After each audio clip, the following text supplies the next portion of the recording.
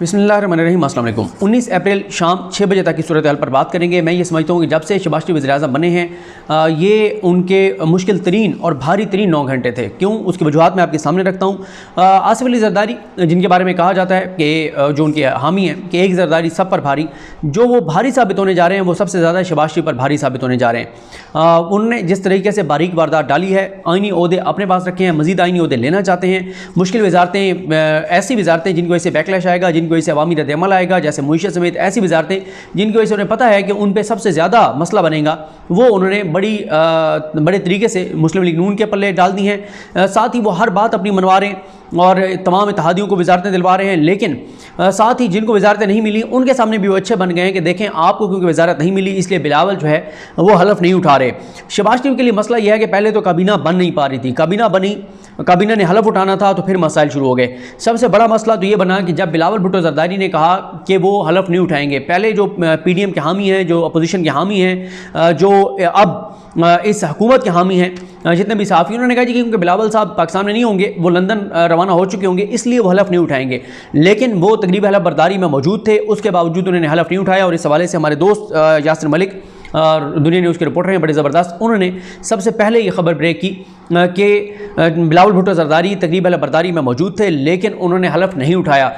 उसके बाद जो वजह बताई गई पीपल्स पार्टी की जानिब से वो यही बताई गई कि क्योंकि ANP नाराज़ है, BNP नाराज़ है, मोहसिन दावड़ को वजारत नहीं दी गई, इसलिए बिलावल भुट्टो ज़रदारी ने हलफ नहीं उठाया। एक वजह यह भी हो सकती है कि बिलावल क्योंकि वो पार्टी के जो है वो चेयरमैन हैं, वो इस वक्त पीपल्स पार्टी का फेस हैं, और वो भी अगर बाकी जो जिस तरह के लोगों को वजारतें दी गई, जो गो के बिलावल खुद उनके ऊपर एक केस है, लेकिन जिस तरह की काबीना आज बनी है जिनमें से अक्सरियत जो है वो ज़मानतों पर है, किसी के ऊपर मनी लॉन्ड्रिंग का केस है, किसी के ऊपर करप्शन का केस है, किसी के ऊपर लूट मार का केस है, किसी के ऊपर चोरी का केस है, किसी के ऊपर कत्ल के केसेस हैं, उनके साथ खड़े होते तो शायद पीपल्स पार्टी के लिए ये मुश्किल था इस चीज़ को आइंदा के लिए जस्टिफाई करना। गो कि पीपल्स पार्टी तो आप सबसे ज़्यादा इस वक्त जो है वो करप्शन के केसेस का सामना करने वाले शायद पीपल्स पार्टी में ही होंगे।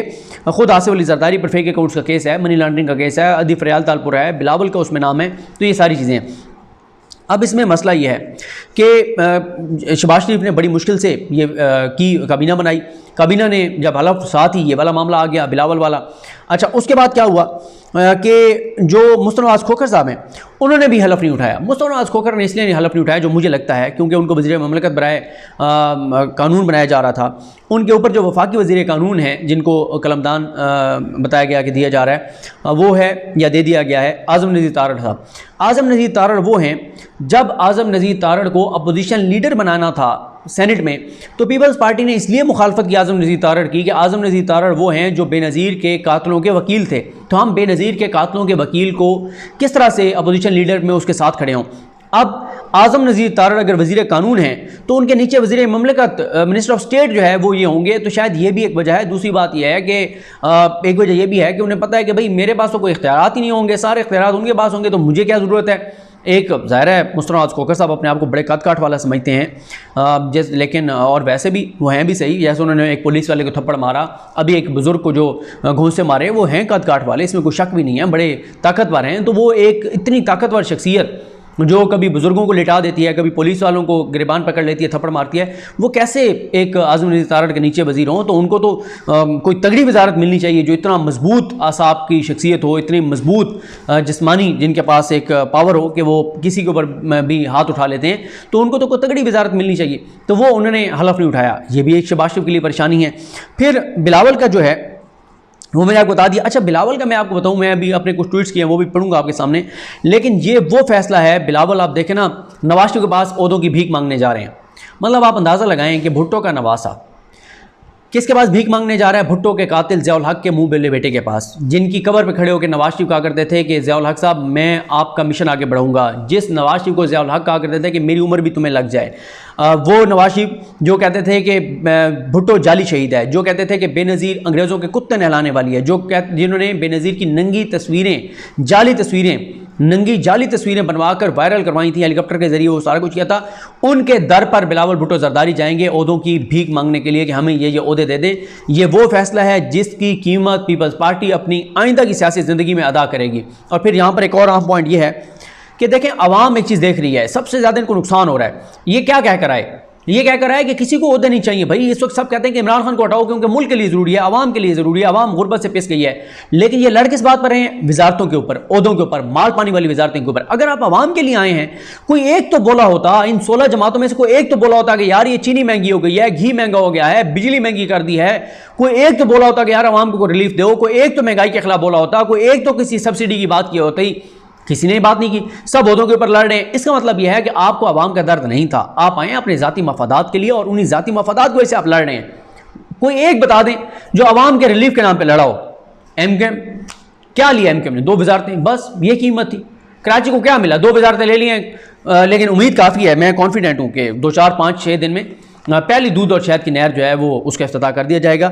लेकिन करेंगे मेरे ख्याल वो अफ्तारी के बाद, क्योंकि रोज़े के साथ मुनासिब नहीं होता, मतलब रोज़ेदार सारे खड़े हों, सामने दूध और शहद हो, तो बड़ा ये मुनासिब नहीं है रोज़ेदारों के सामने इस तरह दूध और शहद की नहर जब इफ्तिताह हो रहा हो। तो रोज़ेदार के सामने वैसे भी मुनासिब नहीं है कोई चीज़ खाना पीना या इस तरह की चीज़ सामने लाना। तो मेरा ख्याल है कि एमकेएम ये ज़रूर करेगी। मेरी रिक्वेस्ट है कि दूध और शहद की जो नहर है वो अफ्तारी के बाद कर लें, ठीक है, लाइटें शाइटें लगा लें थोड़ी सी, लेकिन यह है कि रखें अफ्तारी के बाद, ताकि यह है कि रोज़ेदारों को रोज़ा ख़राब ना हो। क्योंकि दूध और शहद की नहर तो बहनी है। अगर कोई ये समझता है आप में से कि दूध और शहद की नहरें नहीं बहने जा रही कराची में, तो वो अपना कोई दिमाग का इलाज करवाए, क्योंकि ये हो नहीं सकता कि एमकेएम जो है वो दूध और शहद की नहरें ना भाए। जिस तरह से उन्होंने 2 वजारतें ली हैं, उन्होंने बड़ी मुश्किल से वजारतें ली हैं कराची वालों के लिए, वरना वो बेचारे तो बिल्कुल ओहदे नहीं लेना चाहते। आज तक कब एमकेएम ने ओहदे लिए हैं? कब वो ओहदों के लिए लड़े हैं? नहीं, वो तो हमेशा, उनको तो दर्द रहा है मुहाजिरों का, उनको तो कराची वालों की फिक्र है। अगर आप कराची से हैं तो आपको मशकूर होना चाहिए एमकेएम का, आपको उनके घरों के बाहर जाके शुक्रिया अदा करना चाहिए, जाके रसगुल्ले बांटने चाहिए, आपको जाकर उनका शुक्रिया अदा करना चाहिए कि आपकी वजह से वो वजारतें ले रहे हैं।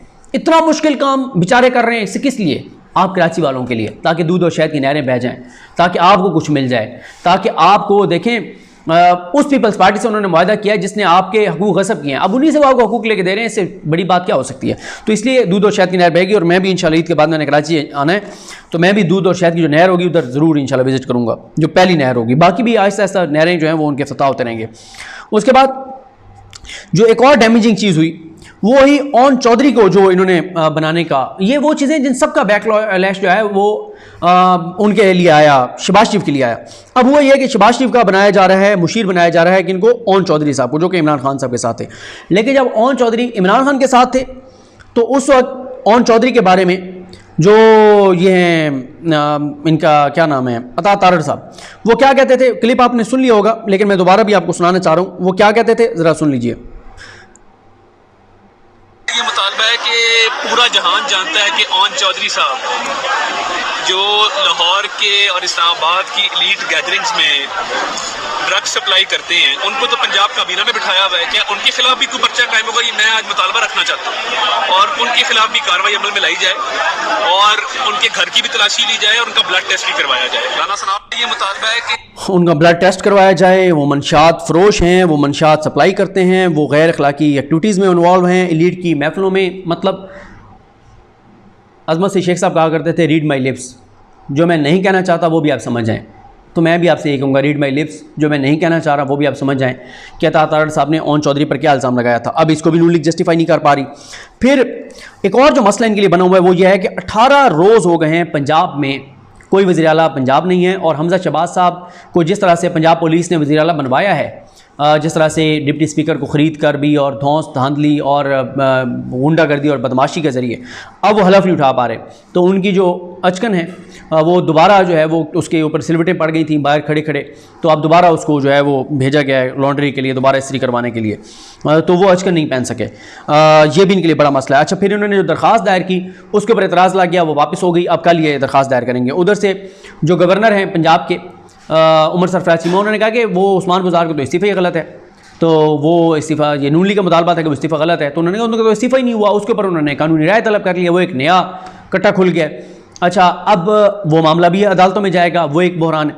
अच्छा, फिर हल्का बंदियों वाला मामला चैलेंज कर दिया है पीटीआई ने।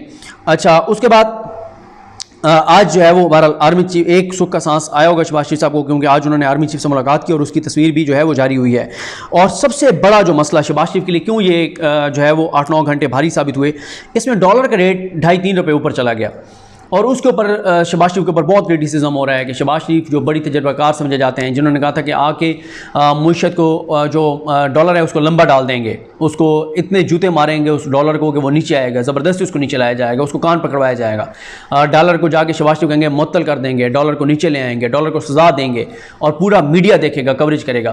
तो वो जो है डॉलर आज ऊपर चला गया है और अब शहबाज शरीफ की टीम कल उसको कैसे नीचे लाती है, परसों नीचे लाती है, क्योंकि आज ही अमेरिका ने ऐलान किया है बहरहाल $204 मिलियन का कि वो पाकिस्तान को देने जा रहे हैं। अब वो जब आएंगे उनसे डॉलर कितना नीचे आता है, और आना चाहिए डॉलर नीचे। ज़ाहिर है जब हमने एक ऐसी हुकूमत आ गई है जिनकी कमिटमेंट सारी अमेरिका के साथ हैं, तो अमेरिका ने अगर उनको टक्के भी नहीं देने तो ये बेचारे इन्होंने जो जो ज़मीर फरोशी की है अमेरिका के आगे, तो फिर क्या फ़ायदा है ज़मीर फरोशी की। तो इसलिए देखते हैं हमारा चीज़ें किस तरह आगे बढ़ती हैं। आज शहबाज शरीफ के लिए बड़ा बुरा दिन था, डॉलर का रेट ऊपर चला गया, मुस्तफा नवाज खोखर नाराज़ हो गए, तारिक बशीर चीमा के एतराज़ात सामने आते रहे, बिलावल ने हलफ नहीं उठाया, मोहसिन दावड़ ANP BNP को वजारतें देने के लिए दबाव डाला जा रहा है। मोहसिन दावड़ को वजारत देने के लिए मसला ये है कि उन्होंने फ़ौज के खिलाफ तकरीर किया है, शहबाज शरीफ कैसे उनको जो है वो वजारत दे दें। आवाम का बड़ा रिएक्शन आएगा। ओन चौधरी के हवाले से पुराना वीडियो क्लिप सामने आ गया, हमजा शहबाज हलफ नहीं उठा सके, हमजा शहबाज की दरख्वास्त वापस हो गई। और जो बहरहाल एक अच्छी खबर थी कि वो ये है कि शहबाज शरीफ साहब की आर्मी चीफ से मुलाकात हुई है। तो ये आज का दिन था, बड़ा भारी दिन था शहबाज शरीफ साहब के लिए। और देखते हैं अब चीज़ें किस तरह आगे बढ़ती हैं। मुझे अपनी दुआ में याद रखें। अल्लाह करीम हम सब का हामी नासर हो। अल्लाह हाफ़िज़।